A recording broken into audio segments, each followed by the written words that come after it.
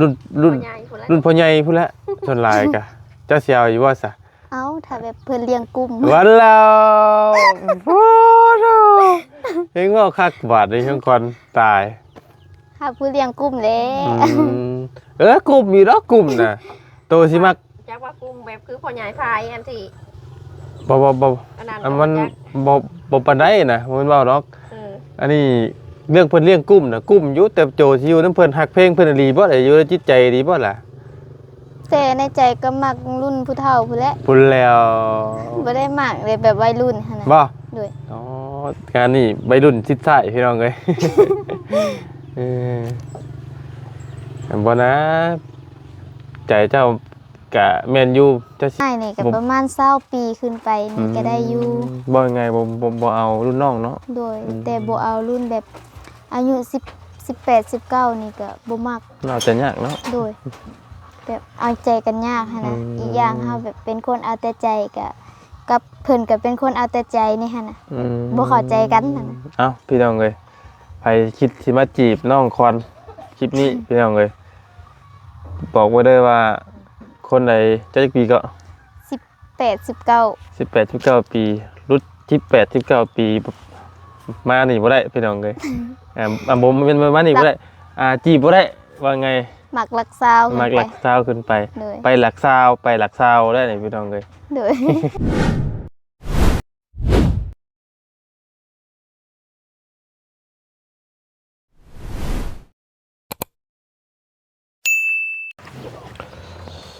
โอ้อันนี้เบี้ยหมากมักสเบอร์เบิดคือเครือบวบเนาะ คือหมอบุญ บุญบ้านได้มื้อนี้เนาะเอ้ยเนาะ มืออื่นพูดมือนะ มื้อนี้มือตั้งมือโฮมบ่ มือเก็บข้าวมือ โอ้ มืองานมือหยังนะ สบายดีน้องคอน โดยสบายดี มื้อนี้งามแท้ล่ะน่ะ ขอบใจเด้อ เออเสร็จแล้วย่องไปจังนั้นแหละเทื่อเพราะอะไรค่ากระต้มขนมเพิ่นพี่น้องเอ้ยเนาะ น้องนี่มันปลาอันมานั่งพี่ก็ได้นั่งหน่อยโมเห็นอันน่ะเป็ดกินเบิดหรือเปล่า เก็บลายเนาะ มาเป็ดหลายเนาะจักเป็ดจักห่านพี่น้องเอ้ย2ตัวนี่เพิ่นขายเท่าไหร่เนี่ยเอ้ยสมมุตินะ จังว่า เฮาบ่เคยขายเป็ดนะ บ่ได้เคยจ่ายเป็ดจักเป็ด มีแต่เคยต้มบ่ มีแต่เคยต้ม อันนี้น้ำกินฮู้ฮะถ่ายอยู่น้ำกินได้เลยเนาะ โดย ไปตักไก่ใส่ก่อน อยู่น้ำซาง ไก่บ่ก่อน โดย ไก่ทำไร คนนั้นกินกัน เจ้าย่างไหนเจ้าขี้ยศ มีรถไทย โอ้นึกว่าใกล้ๆนะทำไปใกล้ๆอยากไปเบิ่งนะจักเทื่อนึง ไปเบิ่งก็ได้ดอกพี่โหลดอันนี้ไปก็โหดพุ่นละ ตอนนั้นไหน โหลดใหญ่เจ้าหั่นได้ ฮอดบ่ โหด ทอด ทางเลย ทางกันนี่แหละทางแบบนี้เลยทางแบบทางเจ้าเข้ามานี่โหดผู้ฮอดน้ำสั่ง พอน้ำสั่งตึบเลย เลย หมอคอนก็สิบ่กล้าไปอีกแล้วเนาะมีแต่ชายสกัดครับเออ ไปเบิ่งกันงามน้ เป็นน้ำสั่งใหญ่บ่ ก็ ำก็บ่ได้ใหญ่นะมันหักตักบ่หมดจักเถื่อ เป็นน้ำค่ำจังบ่จังบ่เป็นจักเทื่อ เป็นน้ำคามน้ำออกโบ น้ำค่ำน้ำออกบ่ตลอดเนาะ เลย พากินข้าวกับหยังฉลามมาเลย มื้อนี้ตอนเช้าปิ้งปลากับชมพัก ตอนเที่ยงนี่ก็ปลูกไปกินตามข้าวโพดน้ำหมูแล้วก็ยังบ่ทันได้กิน มีบุญเนาะ โดย ลมงัวลมควายแล้วนี่เนาะ แม่น ลม เพิ่นก็บ่ได้เอาน้ำเพิ่นดอกบ่มีเงินซื้อ อื เอาเพิ่น ม ก็เอา ผู้เอาก็เอาผู้บ่เอาก็บ่เอา เพิ่นขายพูดเท่าไหร่นะ 5แสน ป๊าดเด้อตะกี้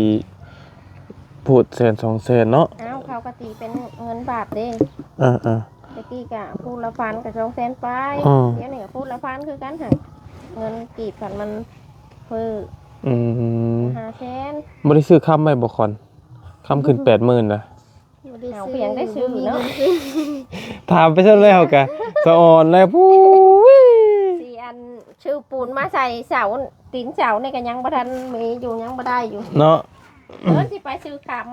ได้จาก10สอบมาเทยก่อนเนาะ ำ บ่ฮอดล็อกเนาะม10สอบล็อกเทตีนซื่อ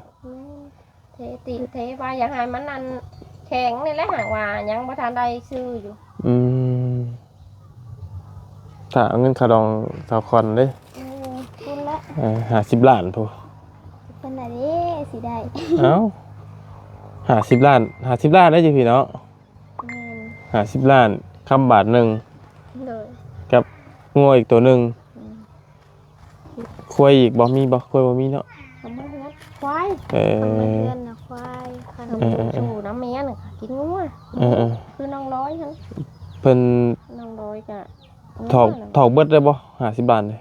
แม่น เออ เบิดเลยนะ ป้าตัวพี่น้องเลย50 ล้าน แต่แบบบางคนก็บ่ได้ถอกเมิดบางคนก็ถอกเมิด แล้วแต่เฮาคุยกันเนาะ จะหาคุยกัน แล้วแต่เฮาคุยกันแล้วแต่เฮาล้มกันได้พี่น้องเลยกันไหมนั่นน่ะป้อไปซื้อขนมนี่มาลองซิมเบิ่งพี่น้องเลย ขอบใจเด้อ บ่ยาวลองซิมเบิ่งป๊าดสุดยอดเด้อคนเลย เลย นึกว่ากินยาง เหนียวบ่แซ่บเบิ่งรูปมันเป็นแต่แซ่บครับ เลย เบิ่งภายนอกมันนะ มีแต่ว่าเพิ่น50 ล้านเนาะพวกกันค่าดองเนาะ เลย น้องคอนนี่ก็อยู่ประมาณ50 ล้านเด้อพี่น้องเด้อจับจองกันได้ พี่น้องเอ้ยพอได้เงินมาให้เทื่อเด็ดทานเนาะ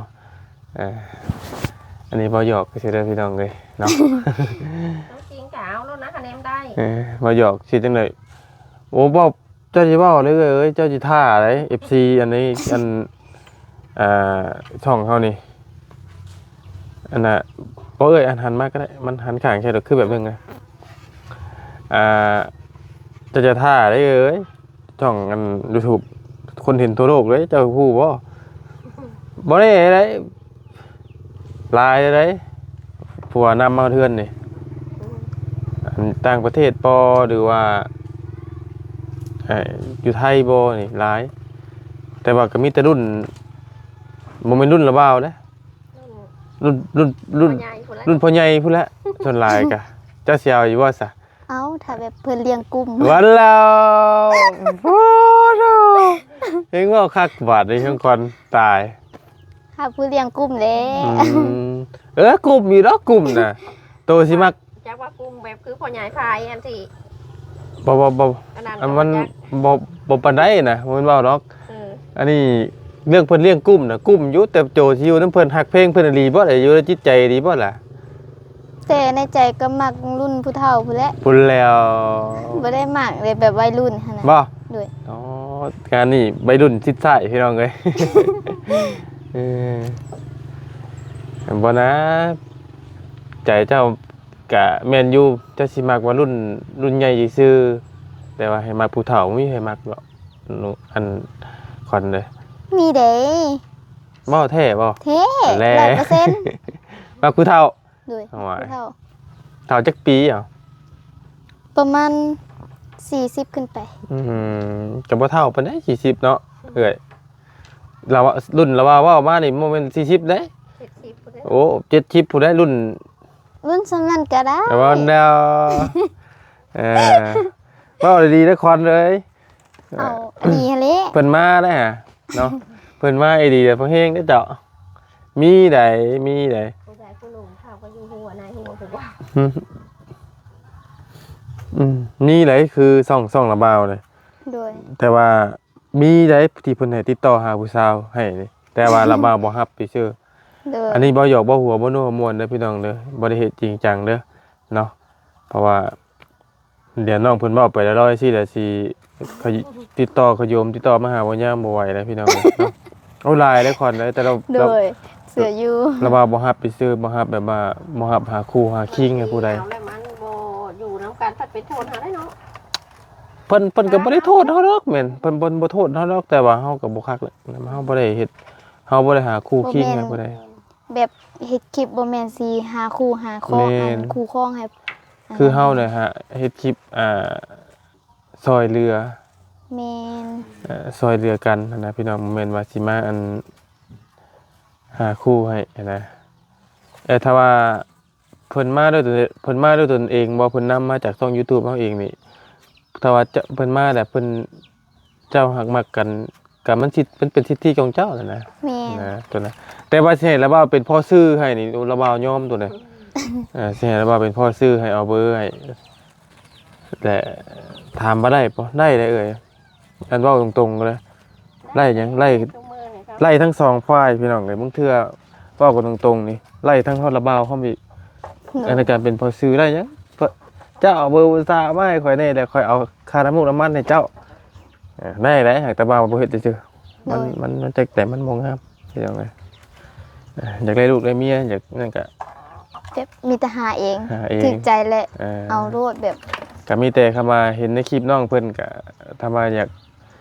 มาเยี่ยมมายามแต่ก็มาร่วมกันเองก็ได้ทุกแล้วนะเป็นยังไงแต่บ่ใช่ให้ผ่านบ่ให้บ่ยาวแบบเป็นพ่อซื่อเป็นว่าผู้สาวคุยกันนะบ่ยาวบ่เฮ็ดเป็นยังไงหลายคนที่ต่อมาหาเราว่าแบบว่า โดย คือสมมุติว่าติดต่อน้องคอนให้คอยแน่นี่คอยอยากร่วมกับเราสมมุติว่าเราว่าคันจะได้เบอร์น้องคอนก็ แบบรีดไถเงินน่ะนะเอามาให้ข่อยก่อนค่าน้ำมูกน้ำมันแล้วข่อยสิไปเอาเบอร์ให้ก็ได้แต่กระเป๋าเพชรเชื่อไม่ยังทำนะ มากระชัน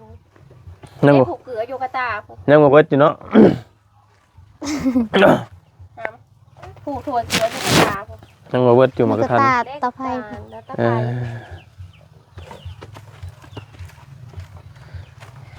เพราะว่าคลิปเก่าๆที่เขาเคยถ่ายก็มีนะตะกี้ก็เคยมีอยู่เพิ่นสิบางคนก็เพิ่นก็สิมาแนวทางมาช่วยเหลือเจ้าก่อนวิทย์นะนี่มีหลายกรณีได้อยู่บ่ยาวบ่บ่ขอเอ่ยชื่อก็แล้วกันพี่น้องเอ้ยแต่ว่ามีหลายตอนนั้น โดย มีวัน2 3 4เคสนี่แหละพี่น้องเอ้ยแรกๆเพิ่นสิเข้ามาเป็นพ่อผู้ใหญ่ใจดี โดย แรกๆก็ซื้อข้าวต้มขนมเอาเงินไปมอบให้แล้วก็ เคยเห็นอยู่ในโทรศัพท์แบบ เทื่อที่2มากก็พอเริ่มคุยกันมาแล้วก็ซื้อตู้เย็นให้ซื้อตู้เย็นให้พอพักหลังพอเริ่มนั่นก็อันข่อยขอเฟซน้องเพิ่นเด้อ แล้วอันข่อยติดต่อเพิ่นเองที่หลังเดี๋ยวข่อยสิมีหยังแล้วข่อยก็สิผ่านจักคือเก่าแหล้วพอประมาณผ่านพ้นไปประมาณ 3-4 เดือนอันพอฮักเป็นผัวฮักบัดเลย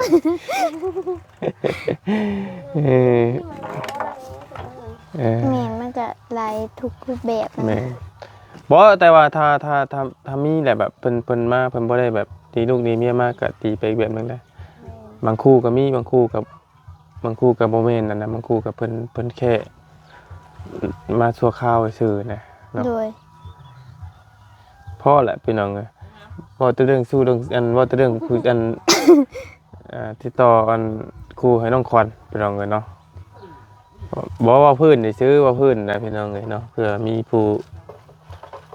เรียกมาจีบมาหยังน้องเพิ่นนั่นนะสำนึกมาด้วยตนเองนี่มามีแล้วคอนเลย โดย เอาพากัน อัน ไปถูก มีคนขอเบอร์เจ้าอยู่เด้อ ทาง ขอเฟซเขาลาวแล้วบ่าวอยู่แต่ละบ่าวบ่ได้สนใจเด้อ แบบว่าอันช่วงไปเว่ามากกับแบบวัยรุ่นกับมากอยู่แบบ แต่ก็มากแต่แบบอายุหลายกว่า โอ้ อายุซ้ำกันนี่ก็บ่ เป็นจังไดถามจากใจก่อนเป็นหยัง แบบอายุซ้ำกันนี่บ่ แม่น แบบมันแบบ เบิ่งเอ้ยเฮาสินั่งใกล้น้องนี่เป็นหยัง แบบบ่มากนะ อย่ามานิดนึงเป็นหยัง แต่ว่าเขาล้มผู้นี้ผู้นั้น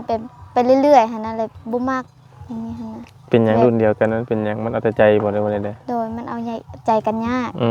ม แล้วก็แบบถ้าแบบเอา แล้วจะฮู้ได้จังได๋ว่าผู้เฒ่าแหละเพิ่นเอาใจเนี้ยบ่ใจบ่เนี้ย แบบเพิ่นเป็นผู้ใหญ่แล้วหั่น อื น่ะ มคล้ายๆว่าเพิ่นเห็นเฮาเป็นเล็กน้อยกว่า โดย เพิ่นอดเอาเฮา โดย คนหลายร้อยพ่อพันแม่พี่น้องกันเนาะความคิดคนเฮาบ่คือกันเนาะแต่ละบ่าวก็ยังได้เมียเฒ่า โดย ว่าละบ่าวเฒ่าเลย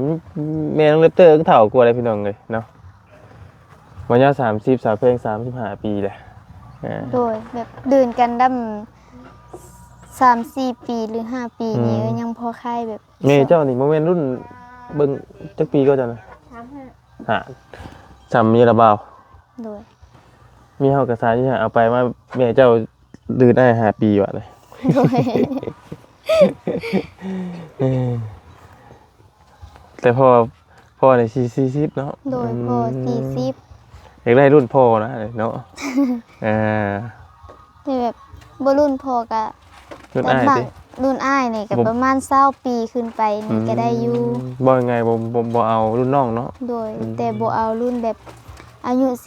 18 19นี่ก็บ่มัก เราจะยากเนาะ โดยแบบเอาใจกันยากหั้นนะ อืม อีกอย่างเฮาแบบเป็นคนเอาแต่ใจกับเพิ่นก็เป็นคนเอาแต่ใจนี่หั่นน่ะ อืม บ่เข้าใจกันนั่นน่ะ เอ้าพี่น้องเอ้ยไผคิดสิมาจีบน้องคอนคลิปนี้พี่น้องเอ้ยบอกไว้เด้อว่าคนใดจักปีก็ 18 19 18 19ปีรุ่น18 19ปีมานี่บ่ได้พี่น้องเอ้ยบ่เป็นมานี่บ่ได้จีบบ่ได้ว่าไง มักรักสาว มาหลักซาวขึ้นไป โดย ไปหลักซาวไปหลักซาวได้นี่พี่น้องเอ้ย โดย เออ10ขึ้นไปนี่บ่มักเนาะ โดยบ่มัก อืม เพราะว่าน้องเองก็17แล้วสิไปอารมณ์แบบผู้บ่าวอายุรุ่นแบบรุ่นอ้ายก็รุ่นดำปีดำซองนี่ก็บ่ปานใด แล้วผู้ว่าจะล้มทุกมื้อนี้ประมาณจักปี บ่ได้ล้มผู้บ่าว เอ้าบ่ได้มีบ่คุมื้อ บ่มี เอาบ่เอ้ยดีเด้ เว้าอีหลีความจริง เพิ่นเบิ่งอยู่เจ้าเคลียร์เองได้นี่ บ่มีนะให้เครียดจังได๋ บ่ได้ทมไผแล้วเนาะ โดยบ่ได้ล้มให้ บ่มีผู้ว่าวเลย โดย บ่ว่าขอน บ่มี ตาช่างเป็นแท้ บ่มีพี่น้องเพิ่นบ่มีผู้ว่าวเนาะก็ไม่เคยแต่ล้มเล็กๆน้อยๆแต่ก็แม่นบ่ได้จริงใจอะเนาะ แม่นแบบกระเจ้าเสร็จมาทักจีบจังซั่นจังซี่หั่นน่ะก็เลยเสร็จไปแบบเพิ่นเสร็จมากวนไลน์กับบล็อกทิ่ม อืม แบบ เชื่อมากมันเป็นแบบว่าอหยังมันสิแบบเคลื่อนว่าสไตล์หยังก็เด็กแว้นนั่นบ่ โดย สไตล์เด็กแว้นแบบเรียกการงานบ่เฮ็ดบ่ โดย เรียกการงานบ่สร้างแบบนี้ก็บ่มักคือกัน มีแต่ไปเลยก็บ่ปานใดแล้วพี่น้องเนาะ โดย แล้วก็สองก็คือส่วนมากก็เป็นขี้หืดขี้ยาระมัดระวังเอาเนาะ โดย พอไปบ้านไหนก็มีเลยคนเลยเนาะ โดยมีแต่สำหรับน้องเนี่ยแบบล่มก็ได้บ่ล่มก็ได้แบบอยู่แบบเป็นตัวคนเดียวสบาย เบิ่งแล้วขอผู้บ่าวก็เดี๋ยวนี้ขี้มะขี้กาวมันหลายครับ โดย คนติดยาก็หลายครับพี่น้องเลยระมัดระวังถือผู้ดีก็ดีไปพี่น้องเลยหลังจากที่เอาผัวกับอันเป็นโสดนี่มันต่างกันหลายเนาะการใช้ชีวิตพี่น้องเลย แต่แบบว่าแบบเอาผัวนี่เห็นหมู่เอาก็คิดอยู่ คิดอยู่ แต่ก็ เอาแล้ว เป็น หมอ โส เล ด ย ดีกว่า แบบสบายใจกว่า บ่ตัวว่าสิตัวอยากได้แล้วเบิ่งคักแล้ว บ่แบบใจหนึงก็อยากได้ใจหนึงก็อยากโสดหั่นนะ โย นี่ฮะ ไปว่าผู้ชายมันก็บ่ได้ผัวเทื่อได้เหย โดย อันนึงก็อยากโสดอันนึงเอาเลยปะแค่นั้นแหละ เฮ็ดถ้าเอาก็บ่อยากปะแล้ว เนาะเอาจูรินกินก่อนพี่น้องเอ้ย โดย จังว่ากันแล้วที่จิตใจน้องเพิ่นดอกเนาะเพราะว่าน้องเพิ่นก็บิดภาวะอะไรเด้พี่น้อง78นะน้อยแต่ก็โตใช่ไหมพี่น้องเอ้ยเนาะแต่ว่าอายุน้องเพิ่นก็หลายเติบไปแล้วทำเอาลูกกับพวกเอาอันมาสร้างเครื่องสังชาติให้มันแล้วนี่เด้อ โดยถ้าสิเอาก็แบบเอามาสั่งเงินสั่งซ่านนี่แหละ แบบ อีกใจหนึงก็อุ๊ยแบบยังโสดไปก่อน บัดเอาไปแล้วจะยันแต่เขาว่าผ่านเฮือนผ่านชาติเท่ากันบ่ โดย เล็กๆมันก็ดีเบิดนะพี่น้อง โด เอ้ย ย แต่ แร หลั ก ง แบบคำเว้าบ่แม่นสิเว้ารวมเด้ แต่บางคน แบบคำว่าของผู้ชายนี่มันแบบอหยังก็น่าเชื่อถือไปหมดแต่ตอนที่ยังบ่ได้เอาเด้แต่แบบเอาแล้วก็โอ๊ยอีหยังก็บ่เฮ็ดอีหยังก็บ่เฮ็ดมีแต่เมียเฮ็ดอย่างเดียวนะแบบเวียกอีหยังก็มีแต่เมียหั่นนะ แม่นอยู่พี่น้องกันเนาะ มีแต่นั่งกินนอนกินอันนี้ก็บ่เอาเด้ ก็นั่นแหละเนาะเอาล้มกันไปจักเล็กจักน้อยละพี่น้องเลยเนาะ โดย หมอดูหอยมวนโยกับน้องเพิ่น พี่น้องเลย เออเอามีแต่นั้นแหละทางระบาดสอกไปป้าก่อนเด้อ โดย เดี๋ยวเข้ามานั่งกันสิเขามาเยี่ยมมายามเมืองใหม่เนาะเอาขนมมาฝากขนมกับมันจะกินได้แล้วว่าหูแล้วมันบ่แซ่บแล้วมันน่ะขอโทษได้หลายเนาะชิมเบิ่งอันนึงป้าตุ๊กินแท้กินแล้วมันคือแบบบ่แซ่บอ่ะ ขนมแบบนี้แบบมันน้องกับบ่มักปานใดได้มีแต่น้องของน้องเองกิน ครับ แต่ เอ้า ซื้อมาให้เพิ่นกินแต่ละเทื่อคือแบบว่าน้องก็มากกินขนมหั้นนะ เอิ้นมีหยังให้แล้วมามีกินบ่ หึ อ้าวบุญเนาะมันก็ต้องมีอันข้าวน้ำย่อแขกย่อคนมาแล้วบ่อื่นวะ มีแต่ปลาได้น้องนี่แห โอ้ ละ คัดคือกันแนววันได้ตัวน่ะพี่น้องเอ้ยอ้าวบุญบ้านเจ้าต้องย่อ โดย มีหยังก็ต้องย่อนะพี่น้องเอ้ยเนาะ กะลงมาเบิ่งเนาะขวัญ โดย อัน ก็ นี้ ต้องลองมาเบิ่งถ้าแบบเว้าไป เว้าไปก่อนแต่ก็บ่มามันก็บ่แน่นอนเด้ อันนี้คือตามหลักก็ได้พี่น้องเอ้ยคือตามหลักอันนั่นก็ตามหลักที่บ้านอันประเภทนี้บ้านเฮาได้ตัวนี้นะ โดย ที่อันเฮาต้องย่อน่ะท่านบุญน่ะ เดี๋ยวเด้แต่สิว่าประกอบมันก็บ่นะท่านมาก บ่ได้ ถ้า เลย แบบถ้ามาก็ได้ จำได้มาแล้ว ถ้ามาเลยได้กิน บ่จำได้เฮาแจ้ว ถ้ามาเลยได้กินถ้าบ่ได้มาก็คือว่าแหละก็บ่ได้กิน อันละว่าหยอกซื่อเนาะเอาไปสั่นมาปรุงเด้อ โดย หมักหลักซาวเอาให้20,000 โดยขอบใจเด้อ หมักหลักซาวพี่น้องเลยป้าสามีแต่ละว่าสอกไปป้าก่อนเนาะ โดย เดี๋ยวมื้อนี้สิมากินลาบซีนน้ำเด้อ โดย ได้กินอยู่บ่เนาะพี่น้องเลยมีหยังก็ทาว่ากันพี่น้องเลยเนาะบ่แม่นว่ามาหากินนะพี่น้องเลยแต่ว่าตามหลักการเพิ่นก็ย่ำบุญย่ำศีลกันนั่นแหละคือบุญบ้านเจ้านี่เฮามาเจ้าต้องเป็นคนย่อพี่น้องเลยมันต้องเป็นอย่างนั้นนะเนาะ โดย ที่แกสิส่งฝากกับเจลแล้วเนาะ เนี่ย สมมัครมีอยู่ ได้กินหยังก็ได้นะเนาะ โดย ขอแต่ว่ามาแหละมีนะพี่น้องน้ำก็ได้นะน้ำขวดหนึงก็ดีใจแล้วพี่น้องเลยเนาะเพราะว่าประเพณีอยู่ลาวแบบนั้นนะพี่น้องเลยเนาะ โดย บุญอยู่บ้านนี่แจกอยู่บ้านนี่คือยังคือกันกับบุญบ้านน้ำบ่าวใช่ปะเวลาแจกคนตายนะที่เป็นลักษณะอะไรก็มีเครื่องมีของขายอยู่ปะ บ่มีค่ะ บ่มีเด้ มีแต่เฮ็ดกระปุ้นกระป่ายกินแล้วจบเนาะ โดย เผา ข้าวปุ้น มีแต่เผากองบุญนั่น จ ข้าว บ ปุ้นข้าวต้มข้าวเต็บแล้วก็แล้ว แล้วก็เผากองบุญให้มันแจ้งแล้วก็แล้วเนาะ โดย แต่อยู่บ้านเขา ว่าค่ายัง อยู่บ้านเขายังยึดถือประเพณีเก่าอยู่เด้ยังมีลำบงพ่อน อ้าวอันนั้นแล้วแต่เขาจะพรคือกัน เพราะมัน บ่มีกับพรผู้บ่มีก็อยู่ซื่อๆ บ่มันอยู่บ้านเฮามันยังเฮ็ดแบบนั้น อยู่นี่ อยู่ซิโนนี่บ่มีซิโนบ่มีมีแต่นั่นก็ได้จบเนาะ เพราะแล้วแบบอยู่พี่น่ะแบบผู้อยากเฮ็ดก็เฮ็ดผู้บ่อยากเฮ็ดแล้วก็แบบเอาแบบง่ายๆสบาย